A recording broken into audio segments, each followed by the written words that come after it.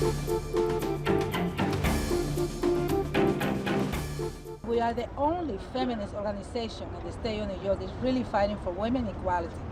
And we really put ourselves on the line to make sure that we keep our word and that we keep our promise to women.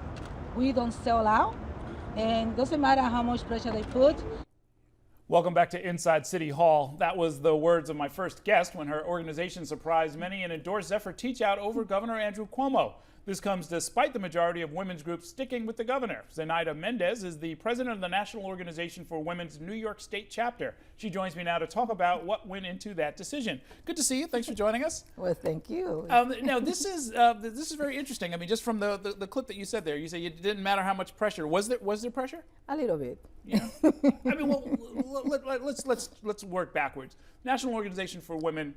How many members do you have across the state, and what was the process by which you made a decision about who to endorse? Well, we have approximately 40,000 members across the state, and I always say contributing members because a lot of people join our mailing list and they not necessarily contribute monetarily to the membership. The process, we have a process, we have a questionnaire. The candidate fill out the questionnaire. They send it to us many times. They come in also and meet with us, and we do this process in person. Some of the other we might do it by, email or do a conference call. But statewide endorsement, we meet. And so, was there a vigorous debate about this? It was a 3 hours debate. 3 hour debate. Okay, very interesting. Now, yeah, it was a serious. We seriously considered both questionnaire. It was not a lightly decision. Now, the mere fact that Zephyr Teachout is a woman was not enough to win the endorsement, right? So what were the qualities that you preferred? Oh, no. Well, the issues that we fight about. And many people think that we only care about reproductive rights issues. No, we care about education.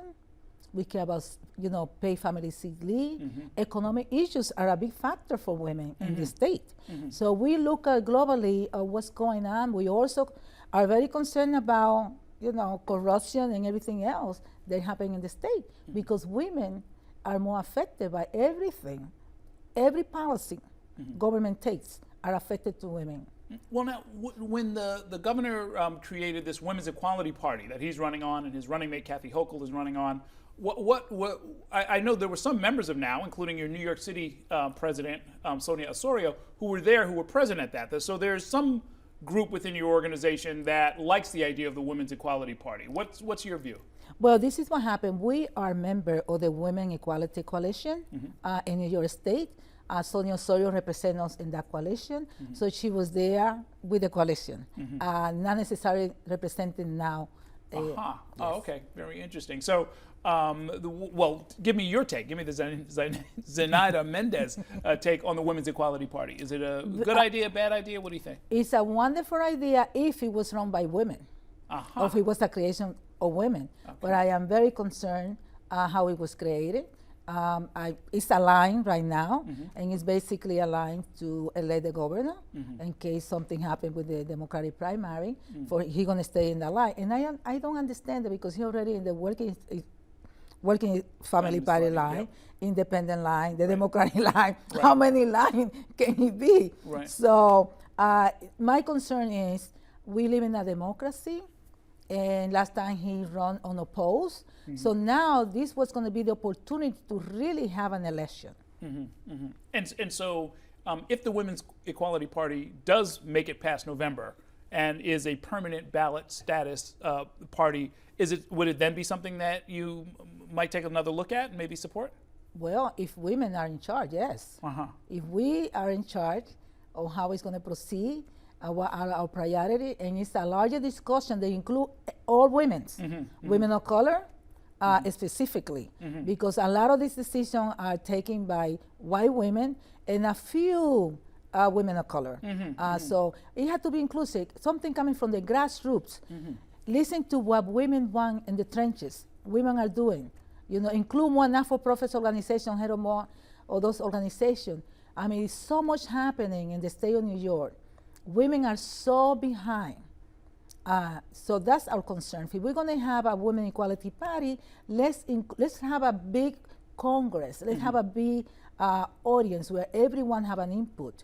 And so when the talk about the women's equality agenda being advanced again, possibly going through the legislature again, is that a high priority for now New York? Of course it is a high priority, but as long as the governor is with the Republican Senate, I don't think it's going to happen. Right. We need. Well, and of course you've done endorsements up and down the line, right, for Assembly and for State Senate and so forth. Yes. Is it your expectation that the Democrats will control the Senate? I hope so.